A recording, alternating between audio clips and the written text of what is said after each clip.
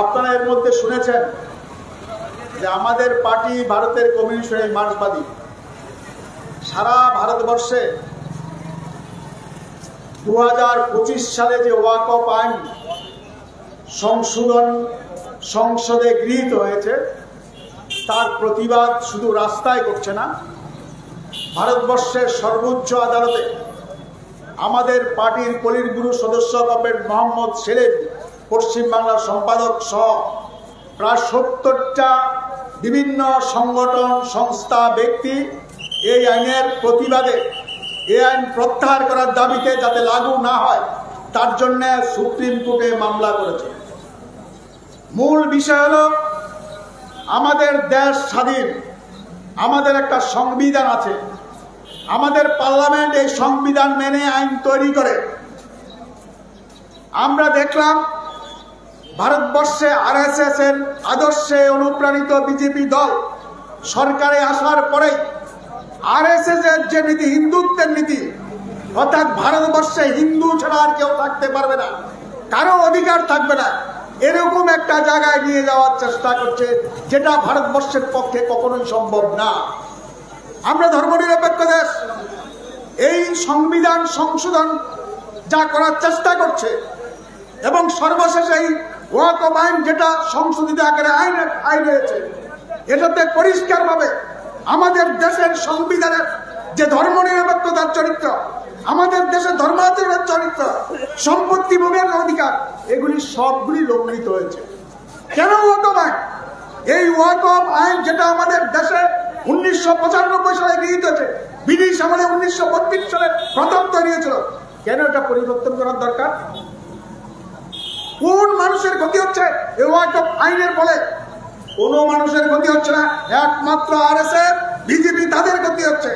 এবং আমাদের দেশের এটা বলতে দ্বিধা নেই, আমাদের যা আছে, যা সম্পদ আছে, বিভিন্ন সংস্থা, রেল এবং প্রতিরক্ষা, তারপরেই ভারতবর্ষের সম্পদ আছে ওয়াকফের।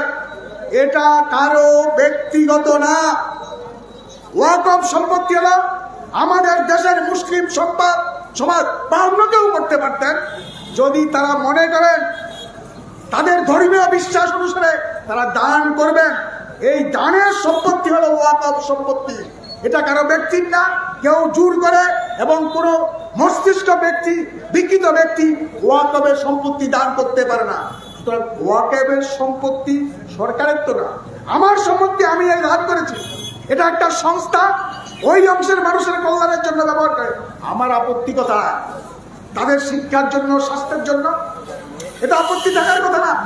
কিন্তু বিজেপির আপত্তি, কারণ আমাদের দেশের কর্পোরেট সংস্থাগুলি বিভিন্ন আইনের ফাঁক ধরে, এমনকি আমাদের ওয়াকফের মধ্যে 2-4 জন নেই এমন না, আইনগত না বা ব্যক্তিগত, এমনিতে ওয়াকফের সম্পত্তি, এই সম্পত্তি বিক্রি হয়েছে বা দখল হয়েছে, বিভিন্ন কর্পোরেটরা কিনে শিল্প কারখানা তৈরি করেছেন। এখন এগুলি তাদের বৈধতা দিতে হবে, তাদেরকে মালিক করে দিতে হবে। তার জন্য ওয়াকফ আইন সরকারের খবরদারি, ডিএমের খবরদারি সেখানে আইনের মধ্যে প্রতিষ্ঠিত করা হচ্ছে। এটা মানা যায় না, তার জন্য ভারতবর্ষের মানুষ প্রতিবাদ করছে। ওয়াকফ সম্পত্তি কার? মুসলিমদের দান করা সম্পত্তি। কে ঠিক করবে? কোন হিন্দু সংস্থার, খ্রিস্টান সংস্থা, বুদ্ধ সংস্থা সেখানে দান করা সম্পত্তি কে ঠিক করে? ওই অংশের মানুষের কমিটির মেম্বাররা আবার কোন সংস্থা ঠিক করে। এখন ওয়াকফ আইন করে বলছে না, এই সংস্থার মধ্যে মুসলিম ছাড়াও যাদের সম্পদ, এই মালিক যে অংশের মানুষের কাজের জন্য ব্যাপারে, তারা ছাড়াও অন্যরা থাকতে তার সরকারের খবরদারি চলবে। এটা হয় সঠিকভাবে। সুপ্রিম কোর্ট তারা বলেছেন যে আপনারা যে আইন করেছেন এই আইনে অমুসলিম থাকবে। আপনারা বলুন, আমাদের দেশে হিন্দু যে সংস্থাগুলি আছে এই সংস্থার মধ্যে কি মুসলিমদের প্রতিনিধি রাখতে পারেন? শোভাযাত্রায় অংশগ্রহণ করবেন। তারা কি বলেছেন? শোভাযাত্রা উদ্বোধন করবেন রাজ্যের মাননীয় অর্থমন্ত্রী শ্রী প্রণজিৎ সিংহ রায় মহোদয়। তারা কি বলেছেন? থাকবেন আইন অনুসারে আমাদের দেশের যা ওয়াকফ সম্পত্তি আছে এই সম্পত্তি সব রেজিস্টার্ড না। 600 বছর আগে রেজিস্ট্রি হবে কি করে? 1400 শতকে মুসলিমরা দান করেছেন, এগুলি অফিস সম্পত্তি, কিন্তু কোনো কাগজ নাই। বলছে কাগজ না তাহলে তো হবে না, এগুলি সরকার মালিকানাধীন হয়ে যাবে। এটা হতে পারে? ওই সময় রাষ্ট্রীয় ছিল না। এরকম অসঙ্গতি অনেক জায়গা আছে।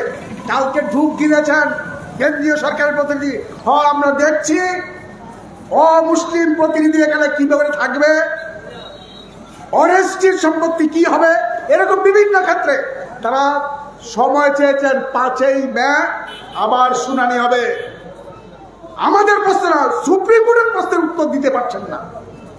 আসলে বিজেপি সরকারটা আরএসএস যে নীতি চলে, মনোবাদী নীতিতে, এই নীতিতে দেশটা চালাচ্ছে, এটা কোনোদিনই সম্ভব না।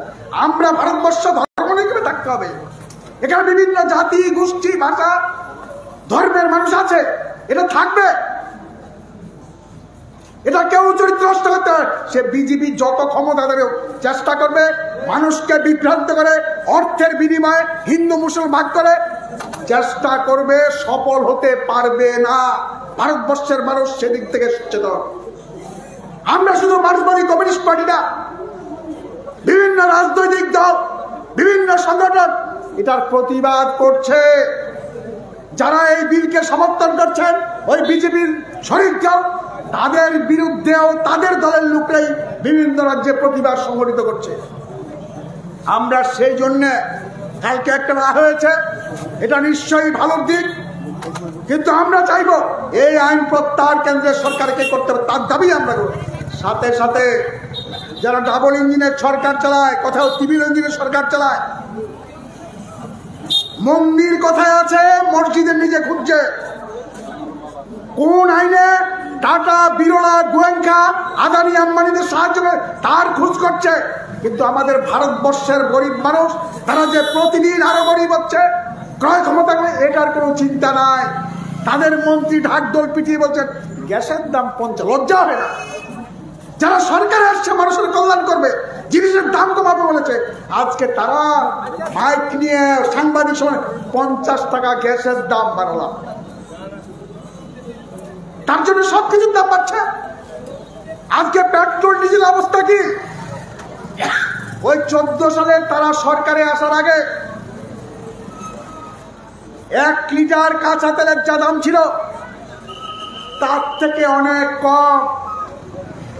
1 লিটার কাঁচা তেলের দাম 34 টাকা, আর আমাদের এখানে 100 টাকা দিয়ে কিনতে হয়। বাকি টাকা কোথায় দেয়? তারা ট্যাক্স হিসাবে কেন্দ্রের সরকার নিয়ে চলে যায়।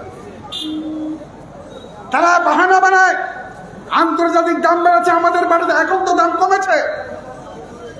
কমাচ্ছে না কেন? আজকে একটা জিনিসের দাম কমাচ্ছে। আমাদের রাজ্যে যারা ডাবল ইঞ্জিন সরকার চালা, যারা বলছেন সুশাসন, মানুষ কোনো অসুবিধাই নেই, যারা প্রতিশ্রুতি দিয়ে 200 দিনের কাজ দেবেন জায়গা 340, এখন 6 মাস ধরে কাজ করেছেন, টাকা পায় না, রাস্তায় দাঁড়াচ্ছে। কোনো কোনো জায়গায় কি বলছেন ক্ষমা করবেন, টাকা দিতে পারলাম না। সরকারে আসার সময় কোথায় ছিলেন তারা? ডাবল ইঞ্জিন সরকার, বামফ্রন্ট সরকারকে এই রাজ্যে ক্ষমতাচ্যুত করে মাইকে নিয়ে শ্বেতপত্র করে এই রাজ্যটাকে বামফ্রন্ট নাকি দেউলিয়া বানিয়ে দিয়ে গেছেন। কেন? 12,000 টাকা ঋণ করেছেন। ঋণ করলেও বামফ্রন্ট সরকার বিল্ডিং করেছে, স্কুলের, হাসপাতাল করেছে, রাস্তা করেছে, পানীয় জলের ব্যবস্থা করেছে। এই 7 বছরে তারা কি করেছেন? ঋণের বোঝা কত? 12,000 কোটি না, 26,000 কোটি টাকা হয়েছে প্রায় ঋণের বোঝা। বামফ্রন্টটা শচীন সিং এর আমল থেকে বামফ্রন্টের 18 সাল পর্যন্ত 12,000 কোটি টাকা, আর তাদের আমলে 14,000 নতুন টাকা। এগুলি আমরা একটা আবেদন করব, প্রতিটা কাজে দুর্নীতিতে ছেয়ে গেছে। কয়েকজন বিজেপির মাতব্বর তারা বড় লোক হচ্ছেন, গরিব মানুষ রেগার টাকা পায় না, মাথা ব্যথা নাই। ওষুধের দাম বাড়ে, মাথা ব্যথা নাই। গ্যাসের দাম বাড়ে, মাথা ব্যথা নাই। রাস্তা নষ্ট হয়েছে, মাথা ব্যথা নাই। বন্যায় ক্ষতি হয়েছে, মাছের ক্ষতি হয়েছে, কৃষকের ক্ষতি হয়েছে, তার কোনো মাথা ব্যথা নাই। কি করতে হবে? শুধুমাত্র সুশাসন চলছে, মোদিকে দেখিয়ে এই রাজ্যে সরকার চালানোর চেষ্টা করছে। মানুষ প্রতিদিন তার বিরুদ্ধে ক্ষোভ প্রকাশ করছে। আমরা একটাই আবেদন করব,